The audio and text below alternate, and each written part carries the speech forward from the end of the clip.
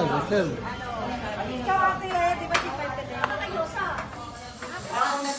Ayan, nandito ulit ngayon sa clinic.